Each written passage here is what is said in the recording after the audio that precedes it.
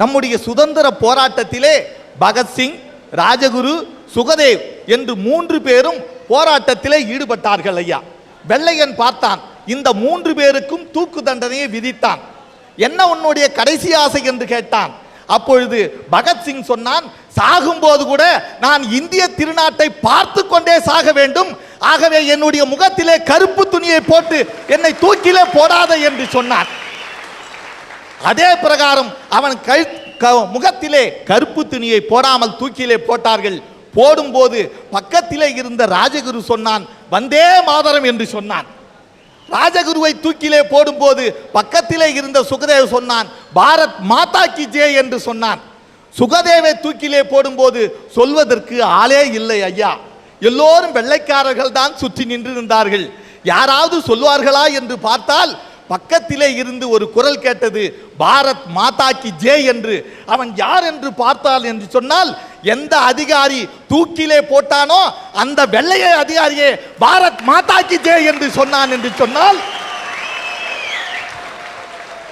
வெள்ளையனையே நம்முடைய இந்திய நாட்டின் சுதந்திரத்துக்கு வீர உணர்ச்சியை ஊட்டிய அந்த இளைஞர்களைப் போல இன்றைய இளைஞர்கள் இல்லை ஐயா. இவர்கள் அத்துணை பேரும் வீணாய் பொழுதுபோக்கே வாழ்க்கை என்று சொல்லி கேவலம் பணத்துக்காக நம் நாட்டையே காட்டி கொடுக்கிறார்கள் ஐயா. எங்கு பார்த்தாலும் தீவிரவாதிகளாக மாறிக்கொண்டு அங்கே ரயில் அடியிலே வெடிகுண்டு வைக்கிறார்கள், ஏரோப்ளானிலே வெடிகுண்டு வைக்கிறார்கள், சாமியை கும்பிட போனா அந்த கோயில்ல கூட வெடிகுண்டு வைக்கிறாங்க ஐயா. இப்படி தீவிரவாதியாக மாறி இந்த உலகத்தையே அழித்து கொண்டிருக்கிற அந்த இளைஞர்களை தான் நான் மன்னரானால் முதலிலே நாடு கடத்துவேன். ஐயா, இந்த நாட்டில் இருக்கிற ஒவ்வொரு கணவன் மனைவிக்கும் ஒரு ஆசை இருக்கு தெரியுமா? அது என்ன கனவு? நம்ம வாழ்கிற காலத்தில் எப்படியாவது ஒரு சொந்த வீடு கட்டி வாழி பார்க்கணும் அப்படின்னு சொல்லிட்டு ஒவ்வொரு கணவன் மனைவியும் கற்பனை உலகத்தில் வாழ்கிற சாதாரண மனுஷன் தானே ஐயா நம்ம எல்லாம். சாதாரண ஒரு குருவி கூட ஏதாவது ஒரு மரத்தில் கூடு கட்டி வாழ ஆசைப்படுதே. அப்படிதான் எங்கள் அப்பாவும் ஒரு வீடு கட்டி வாழணும்னு சொல்லிட்டு ஆசைப்பட்டாரு. எங்கள் அப்பா ஒரு எக்ஸ் சர்வீஸ் மேன், நானும் ஒரு எக்ஸ் சர்வீஸ் மேன். எங்கள் அப்பா 1983 ரிட்டையர்ட் ஆனார். எல்லா சம்பளத்தையும் கையில் வச்சுட்டு ஒரு ரியல் எஸ்டேட் ஏஜென்சியை போய் பார்த்தாரு. தயவு செஞ்சு நான் எல்லா ரியல் எஸ்டேட் ஏஜென்சியை சொல்ல, ஒரு சில ரியல் எஸ்டேட் ஏஜென்சிகளை மட்டும் நான் சொல்கிறேன். அவங்ககிட்ட போய் சொன்னார், தம்பி என்கிட்ட இவ்வளோ பணம் இருக்குது, என் வீட்டில் வந்துட்டு நான் 11 பிள்ளைங்களுக்கு நான் தகப்பேன், எனக்கு தகுந்த மாதிரி ஒரு ஓட்டு வீடாக இருந்தாலும் பரவாயில்ல, ஒரு தட்டை வீடு இருந்தாலும் பரவாயில்ல, ஒரு குச்சி வீடு இருந்தாலும் பரவாயில்ல, ஒரு காலி வீடு இருந்தாலும் பரவாயில்ல, எனக்கு ஒரு இடம் காட்டு கொடு தம்பி. எனக்கு காமிச்சான், அவனும் காமிச்சான். எங்கள் அப்பா கிட்ட பார்த்து சொன்னா, சாமி இந்த வீடு காலியாக இருக்குது, இந்த இடத்த நீ வாங்கிக்கோ, நல்ல இடம்னு சொல்லிட்டு வித்தான். வித்ததுக்கு அப்புறம் 2 மாதம் கழிச்சு தான் தெரியாது லிட்டிகேஷன் லேண்ட். அதாவது எங்க அப்பாவுக்கு கொடுக்கறதுக்கு 2 மாசத்துக்கு முன்னாலேயே இன்னொருத்தனுக்கு வந்துட்டு ரிஜிஸ்ட்ரேஷன் பண்ணி கொடுத்துருக்கான். இந்த மாதிரி ஏமாத்துற ஒரு சில ரியல் எஸ்டேட் ஏஜென்சிகளை நாடு கடத்தணும்னு சொல்லிட்டு நான் பேச வந்திருக்கிறேன் சார். ஐயா, 11 வருஷத்துக்கு முன்னால எனக்கு ஒரு பேக் பெயின் வந்துச்சு. ஒரு குறிப்பிட்ட டாக்டர் கிட்ட போனேன். டாக்டர் எனக்கு இந்த மாதிரி பேக் பெயின், எந்த விதமான இன்வெஸ்டிகேஷன் பண்ணாம நாளை காத்தால உனக்கு ஆபரேஷன் 45,000 ரூபாய் ரிசப்ஷன்ல கட்டேன்னு சொன்னான் அந்த டாக்டர். நானும் பயந்துட்டு போயிட்டு மிலிட்டரி ஹாஸ்பிட்டல் இருக்கிற ஒரு கவர்மெண்ட் டாக்டர்கிட்ட போய் கேட்டேன், ஐயா எனக்கு இந்த மாதிரி பேக் பெயின் இருக்குது, ஹாஸ்பிட்டலில் போன உடனே எனக்கு ஆப்ரேஷன் சொல்கிறாங்க, எனக்கு பயமாக இருக்குது, என்ன பண்ணலான்னு போய் கேட்டேன். அந்த டாக்டர் சொன்னார், தம்பி வயிற்று வலின்னு சொல்ல, நான் உடனே வயிற்று அறக்கிறது கிடையாதுடா வைத்தியம். வயிற்று வலின்னு சொல்லியாச்சுனாக்கா ஃபர்ஸ்ட் ஒரு மாத்திரை கொடுக்கணும், அந்த மாத்திரையில் குணமாகலன்னு சொல்லியாச்சுன்னா ஒரு இன்ஜெக்ஷன் போடணும், ஒரு இன்ஜெக்ஷன்லேயும் குணமாகலன்னு சொல்லியாச்சுன்னா ஒரு எம்ஆர்ஐ ஸ்கேனிங் எடுக்கணும். அந்த எம்ஆர்ஐ ஸ்கேனிங்லேயே உனக்கு ஒரு ப்ராப்ளம் இருந்துச்சுன்னா இது மருத்துவத்தில் குணமாகுமா இல்லை ஆப்ரேஷனில் குணமாகுமான்னு சொல்லிட்டு செக் பண்ணி பார்த்துட்டு ஒரு குழு அமைச்சு அதுக்கப்புறம் தாயா ஒரு டாக்டரை போய் உங்களால் நிற்க வைக்கும்னு சொல்லுவான். எவனுக்கோ ஒரு டாக்டருக்கு 50,000 ரூபாய் தேவைப்படுற நேரத்தில் நீ போய் மாட்டியிருக்க, அவன் உன்னை மிஸ்யூஸ் பண்ண பார்த்துருக்குறான், நீ இப்போ இங்கே ட்ரீட்மெண்ட் பண்ணுன்னு சொன்னார். உண்மையாக சொல்கிறேன், 11 வருஷமாச்சு ஆபரேஷன் பண்ணாமலேயே நான் இன்ன வரைக்கும் நல்ல விதமா இருக்கிறேன். ஐயா, கர்ப்பிணி ஒரு பெண் கருத்தரிக்கும் காலத்தில் இருக்கிற சந்தோஷம் டெலிவரி டைம்ல இருக்கா? இல்லையே. ஏன்? இன்னைக்கு அந்த காலத்துல ஒரு 1000 டெலிவரி ஆகுதுன்னு சொல்லியாச்சுனாக்கா வெறும் 50 டெலிவரி தாயா சிசரிங் இருக்கும். இன்னைக்கு அப்படியா இருக்கு? இல்லையே, அப்படியே உல்டா பண்ணி போட்டாங்கல்ல. ஏன்? அந்த கேவலம் அவனுக்கு கிடைக்கிற ஒரு 10,000 ரூபாய் 15,000 ரூபாய் சம்பளத்துக்கு ஒரு சுகப்பிரசவம் அடையக்கூடிய ஒரு பெண்ணை வைத்த அறுத்த அந்த குழந்தைய வெளியில் எடுக்கிறியே, இது மனித நேயம் உள்ள டாக்டர் செய்யற வேலையா? அந்த மாதிரி டாக்டர் நாடு கடத்தணும்னு சொல்லிட்டு நான் பேச வந்திருக்கிறேன் சார்.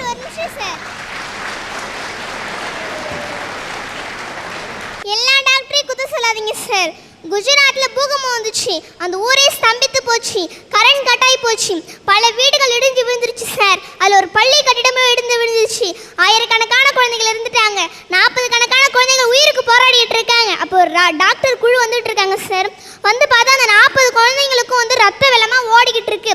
அந்த ரத்த வெள்ளத்தை நிறுத்தணும்னா ஆப்ரேஷன் பண்ணணும். ஆப்ரேஷன் பண்ணணுமா வந்துட்டு கரண்ட் வசதி வேணும். கரண்ட் துண்டிக்கப்பட்டுருச்சு. அதில் ஒரு சில டாக்டர் சொல்கிறாங்க என்ன தெரியுங்களா சார், டார்ச் லைட் அடிங்க சார். டார்ச் லைட் வெளிச்சத்தில் நாங்கள் ஆப்ரேஷன் பண்ணுறோம்னு சொல்லிட்டு ஆப்ரேஷன் பண்ண டாக்டரும் நம்ம நாட்டில் இருக்காங்க சார்.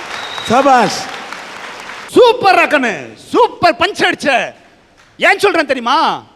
அந்த குஜராத்தில் இருந்த வைத்தியம் பண்ண அந்த 40 டாக்டரும் எனக்கு தெரியும். இதே கார்கில் வாரில் நம்ம தேசத்துக்காக உயிர் விட்ட ராணுவ வீரர்களுக்காக ஊழியம் செஞ்ச அந்த நல்ல டாக்டருக்கும் தெரியும். அந்த நல்ல டாக்டருக்கும் இந்த நல்ல டாக்டருக்கும் 1362 919 ஹவுல்தார் செல்வநாதன் சல்யூட் அடி வளக்குட்டி வகராகன்னு.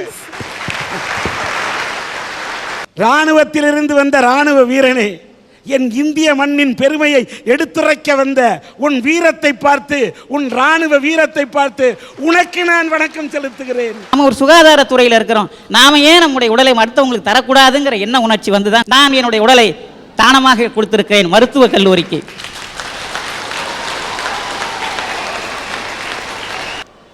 இந்த நிகழ்ச்சி அரட்டரங்கத்திலே பார்த்துவிட்டு தங்களுடைய உடலை தானமாக செய்கிறோம் என்று பெரிய மனதோடு இங்கே புறப்பட்டு வந்திருக்கிறார்கள். திருவண்ணாமலையை சார்ந்த விஜயகுமார் சுஜாதா தம்பதியினர். அதைத் தொடர்ந்து சென்னை வில்லிவாக்கத்தை சார்ந்த கலாவதி அவருடைய உடலை தானம் செய்ய மனமுந்து வந்திருக்கின்றார். அதைப் போல வணக்கம்மா நாயுடு மங்கலத்தை சார்ந்த விநாயகம், ஜெயகாந்தன், செடியன் என்ற இவர்களும் தங்களுடைய உடலை தானம் செய்கிறோம் என்று இந்த அரட்டை அரங்கத்து மேடையிலே மனமுவந்து சொல்லியிருக்கிறார்கள்.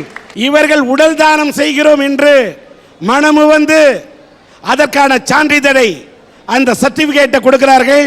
அதை சிஎம்சி ஹாஸ்பிட்டலை சார்ந்த அந்த கோஆர்டினேட்டர் சகாய் மண்டலத்தில் நான் உங்கள் முன்னில் ஒப்படைக்கின்றேன். வாழ்த்துக்கள்.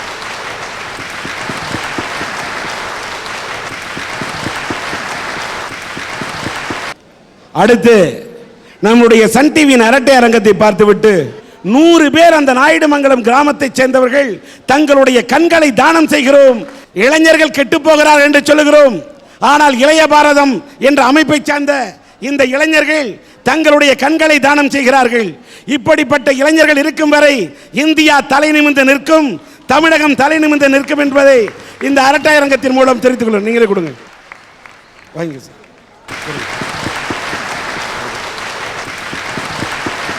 எல்லோரும் இந்நாட்டு மன்னர்கள் என்று நாட்டிலே நாம் முடங்கிக் கொண்டிருந்தாலும் நீங்கள் மன்னரானால் முதலில் யாரை நாடு கடத்துவீர்கள்?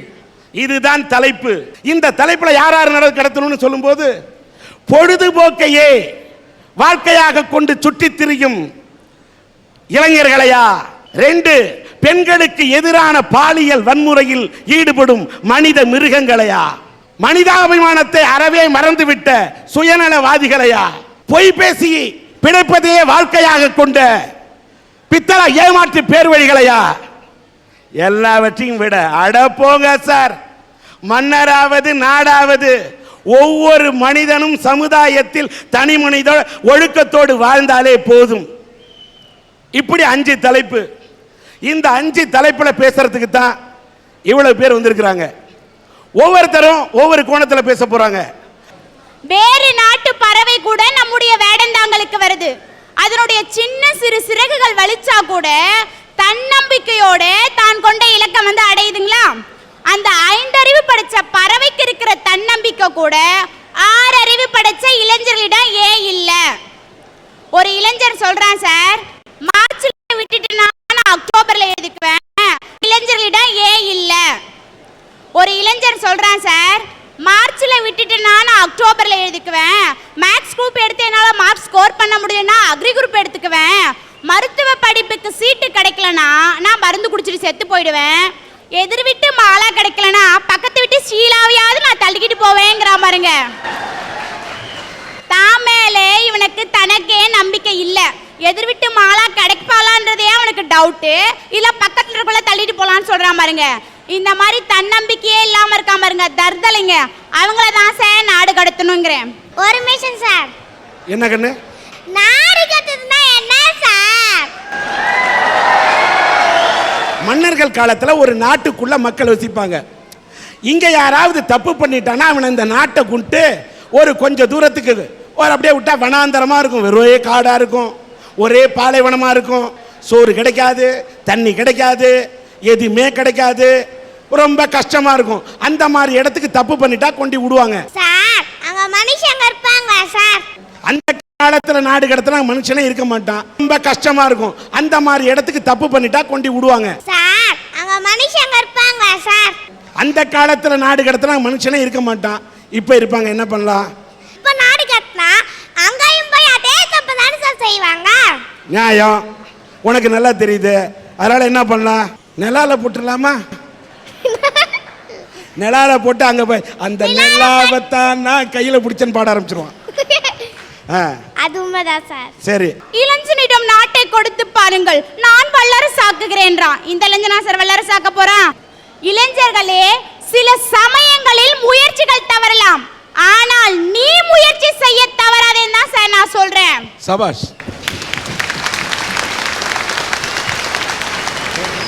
நம்ம நாட்டுல நிறைய இளைஞர்கள் படிச்சிட்டு இருக்கான், படிச்சு முடிச்சிருக்கான். ஆனா தான் படிச்ச படிப்புக்கேத்த வேலை கிடைக்கிற வரைக்கும் நான் எந்த வேலைக்கும் போக மாட்டேன் அப்படிங்கிறான். பீதிக்கு ஒரு டீ கடைக்கு ஒரு பெஞ்சை போட்டுறான். அங்கிட்டு 4 பசங்க உட்காந்துக்கிறானுங்க. அந்த பக்கம் போற வர பொம்பளைங்களாம் பார்த்து என்ன தெரியுமா பாடுறான்? அரிது அரிது மானிடலாய் பிறத்தல் அரிது, அதனிலும் அழகான பெண்ணுக்கும் ஐஸ்வர்ய ராயுக்கும் அத்தை மகனாக பிறப்பதே பெரிது. அட எடுபட்ட நாயே, உங்க அப்பனை போய் பார்த்தாக்கா குடிக்கிறதுக்கு கூழும் கோமணமும் கட்டிக்கிட்டு ஏறு ஓட்டிக்கிட்டு இருக்கான். இந்த திருவண்ணாமலையில என்ன வலை இல்ல? பக்கத்துல இருக்க பெங்களூர்ல போயிட்டு எனக்கு வேலை கொடுன்னு பிச்சை எடுத்துக்கிட்டு இருக்கியே. இந்த திருவண்ணாமலையில் இருக்க வேலையை ஒழுங்கா செஞ்சா நீ ஏன் அங்க போய் பிச்சை எடுக்க போற? ரசிகர் மன்றம் வைக்கிறதா சொல்லிக்கிட்டு நிறைய இளைஞர்கள் நாசமா போய்கிட்டு இருக்கான். தன்னுடைய தலைவர்களை நெஞ்சில பச்சை குத்தி வச்சுட்டானுங்க. அதுக்கப்புறம் அவங்க படம் போட்ட ஷர்ட்டை போட்டுட்டானுங்க. கொஞ்சம் இப்ப டென்ட் மாறி இருக்கு சார். 60 அடி உயரத்துல கட் அவுட் வச்சு அபிஷேகம் பண்ண ஆரம்பிச்சுட்டான். முதல்ல என்ன பண்ணா? பால் அபிஷேகம் பண்ணான். ரெண்டாவது என்ன அபிஷேகம் பண்ணா? கொஞ்ச நாள்ல காசு அபிஷேகம் பண்ணான். 4 மாசத்துக்கு முன்னாடி நாசமா போன நாய்ங்க பாண்டிச்சேரியில பீர அபிஷேகம் பண்ணுதுங்க சார். இதுங்களெல்லாம் என்ன சார் பண்றது? அவன் ஒவ்வொரு அபிஷேகமா பண்ண அவன் வீட்டுல இருக்க அண்டானோ குண்டானோ அடக்கி கடைக்கு போயிட்டு இருக்கு. ஒரு நடிகனுடைய ரசிகனாக இருப்பது தவறு என்று நான் சொல்ல மாட்டேன். ஆனால் ரசனை என்பது அண்டானோ குண்டானோ அடக்கி கடைக்கு போயிட்டு இருக்கு. ஒரு நடிகனுடைய ரசிகனாக இருப்பது தவறு என்று நான் சொல்ல மாட்டேன். ஆனால் ரசனை என்பது ரசனையோடு இருக்க வேண்டும். எத்தனையோ இளைஞர்கள் ரசிகர் மன்றத்து தோழர்கள் இரத்த தானம் செய்கிறார்கள், ஏழை குழந்தைகளுக்கு உதவுகிறார்கள், வாழ்க்கையிலே பெண்கள் வாழ்க்கை நடத்த வேண்டும் என்று தையலந்திரம் கொடுக்கிறார்கள். ஆனால் கட்டவுட்டுக்கு பாலாபிஷேகம் செய்கிறார்கள் என்று சொன்னால் என்ன பொறுத்த வரைக்கும் அந்த கட்டவுட்டுக்கு பாலாபிஷேகம் பண்றதை விட 4 ஏழை குழந்தை 10 ஏழை குழந்தை பசிச்சுட்டு சோத்துக்கு வழி இல்லாமல் பாலுக்கு வழி இல்லாமல் இருந்தால் அந்த குழந்தைக்கு பாலாபிஷேகம் பண்ண வேண்டும் என்று அந்த இளைஞர்களிடத்தில் அந்த ரசிகரிடத்தில் என் கோரிக்கையை தான் நான் வைப்பேன். ஒரு நடிகருடைய படத்தின் ஒளிநாடா வெளியீடு, அங்க கட் அவுட்டுக்கு பாலாபிஷேகம் செய்கிறார்கள், அந்த புகைப்படத்துக்கு பாலாபிஷேகம் செய்கிறார்கள், சூடம் கொளுத்தி ஆராதனை பண்றாங்க. அந்த புகைப்படத்தில் 4 ரசிகன் இளைஞன் நின்று இருந்தா கூட நான் வேதனைப்பட்டிருக்க மாட்டோமா? பெண்கள் நிற்கிறார்கள், சேலை அணிந்த பெண்கள் நிற்கிறார்கள். ஆண் கெட்டா பரவாயில்லம்மா, ஆண் கெட்டாது இந்த நாட்டை சம்பவமா, ஒரு பெண் கெட்டாது சரித்திரமா. இன்னொன்னு சொல்றேன், 2 ரசிகர் மன்ற 2 நடிகர்களுடைய ரசிகர் மன்றத்து தோழன் அடிச்சுக்கிட்டான், ஒருத்தனை வெட்டினான், இன்னொரு ரசிகர் மன்ற தலைவர் இன்னொரு நடிகனோட ரசிகனை போய் வெட்டினான், 2 பேரும் செத்து போயிட்டான். அந்த ரசிகர் மன்றத்து தோழனுக்கு அந்த ரசிகர் மன்றத்தின் தலைமையிலிருந்து 10,000 ரூபாய் கொடுக்குறாங்க. எதிராக இருக்கக்கூடிய நடிகரோட ரசிகர் மன்றத்து தோழனுக்கு அவங்க தலைமையிலேருந்து 10,000 ரூபா கொடுக்குறாங்க. அந்த நடிகர் கூட வந்து பணம் கொடுக்கல, அவங்க ரசிகர் மன்றத்து சார்பில் கொடுக்குறாங்க. 10,000 ரூபா போய் சேர்ந்தது. செத்தவன் 2 பேர் அடிச்சுக்கிட்டு செத்தானே, அவன் பொண்டாட்டி இன்னைக்கு ரோட்ல நிக்கிறா. படங்கள் வெளியாகி கொண்டுதான் இருக்கிறது. யாருக்கா யார் அடிச்சுக்கிட்டா, யார் வெட்டிக்கிட்டா? எதிரி நடிகனுடைய ரசிகனை அடித்து நீ மேலோகத்துக்கு அனுப்பினால், உன்னை அடித்து ஒருவன் மேலோகத்துக்கு அனுப்பினால், உன் வீட்டிலே குழந்தைகள் பட்டினி கிடந்தால், உன் மனைவி கட்டினி கிடந்தால் யார் சோறு போடுவார்? இதை இளைஞர்கள் சிந்திக்க வேண்டும். இப்ப இங்க ஒரு வயசான பாட்டியோ இல்ல தாத்தாவோ வந்து ஐயா தர்மம் போடுங்க சாமின்னு கேட்டா என்ன பண்ணுவீங்க? அவங்க தள்ளாத வயதில் இருக்காங்களே, பரவாயில்ல தர்மம் போடலான்னு போடுவோம். போடுவீங்கன்னு சொன்னீங்கல்ல, அவங்க உங்களுக்கு சொந்தமா பந்தமா ஒட்டா உறவா? மனித நேயம்தான். இப்படி எந்த விதத்திலுமே சம்பந்தம் இல்லாத ஒரு ஆளுக்கு போடணும்னு தோணுச்சு பாருங்க, அதுதான் சார் மனிதாபிமானம். ஆனா இப்ப பாருங்க, 10 மாசம் சுமந்து பெத்து வளர்த்து படிக்க வச்சு ஆளாக்குன தாய் தகப்பனுக்கு கூட ஒரு வாய் கஞ்சி ஊத்த மனசு இல்லாம அடிச்சு வீட்டை விட்டு வெளியே துரத்தி முதியோர் இல்லத்துல போய் சேர்க்கிறாங்க பாருங்க. அந்த மனிதாபிமானமே இல்லாத பிள்ளைகள் தான் சார் நாடு கடத்துவேன். சார் சுயநலவாதிங்கிறது யார் தெரியுங்களா? மனிதாபிமானமே இல்லாம இருக்காங்க பாருங்க, அவங்க எல்லாருமே சுயநலவாதிங்க தான். நம்ம நாட்டில் என்ன வளம் சார் இல்லை? அன்னைக்கு பாடினாங்க சார் ஒரு படத்துல, என்ன வளம் இல்லை இந்த திருநாட்டில், என் கையை ஏந்த வேண்டும் வெளிநாட்டில். என்ன வளம் சார் இல்லை? கனிம வளம் இல்லையா, கரிம வளம் இல்லையா? எல்லா வளமும் இருக்கு சார். இருந்தாலும் இன்னைக்கு எல்லா இளைஞர்களும் வெளிநாட்டுக்கு போறாங்க. காரணம், தான் குடும்பம் நல்லா இருக்கணும், தான் நல்லா இருக்கணும். இப்படி எல்லாரும் தான் தான் சொல்லிட்டு எல்லாரும் வெளிநாட்டுக்கு போயிட்டீங்கன்னா வளரும் இந்தியா எப்படி சார் வளர்ந்த இந்தியாவா மாறும்? அதனால தான் சொல்றேன், அந்த மாதிரியான இளைஞர்களை நாடு கடத்துவேன்னு. சார் நம்ம இந்தியா எப்படிப்பட்ட இந்தியா தெரியுங்களா? வேற்றுமையில் ஒற்றுமை கொண்ட நாடு. சாதி மதம் இனம் மொழி கலாச்சாரம் பண்பாடு எல்லாத்துலயும் வேறுபட்டு இருந்தாலும் இந்தியர் என்ற ஒரு வார்த்தை இருக்கு பாருங்க, அதுதான் சார் மகத்தானது. குஜராத்ல பூகம்பம் நடந்தாலும் சரி, ஒரிசாவில் நிலநடுக்கம் நடந்தாலும் சரி, மற்ற எல்லா மாநிலத்திலும் உதவிக்காரன் நீட்டுறாங்க பாருங்க, அது மனிதாபிமானம். இப்படிப்பட்ட இந்தியாவில் இப்படியும் ஒரு மாநிலம் இருக்கு சார். தவிக்கிற வாய்க்கு தண்ணி கொடுக்கறது சாதாரண மனிதாபிமானம். அதை கூட நம்ம பக்கத்து மாநிலம் செய்யல சார். அதை நான் என்னன்னு சொல்றது? பக்கத்து மாநிலம் செய்ய தரல, மக்கத்து மாநிலத்தை பத்தி வருத்தப்படுறேன். எந்த மாநிலம்? கர்நாடகா சார். கர்நாடகாவோட தமிழ்நாட்டுக்கு தண்ணி தரல, ஆமாங்க. நீ வருத்தப்படுறன்ற. ஆனால் தமிழ்நாட்டில் இருக்கக்கூடிய நாம் எப்படிப்பட்டவர்கள் தெரியுமா? உதாரணம் சொல்ற, ஏன் கர்நாடகத்தில் போய் தமிழ் பட ஷூட்டிங் எடுக்க போனவங்களை அடிச்சு உதைக்கிறாங்க.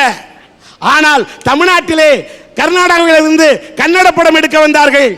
அந்த கன்னட படம் எடுக்க வந்தவர்களுக்கு தமிழக முதல்வர் தமிழின தலைவர் டாக்டர் கலைஞர் அவர்கள் பாதுகாப்பு கொடுத்தார்.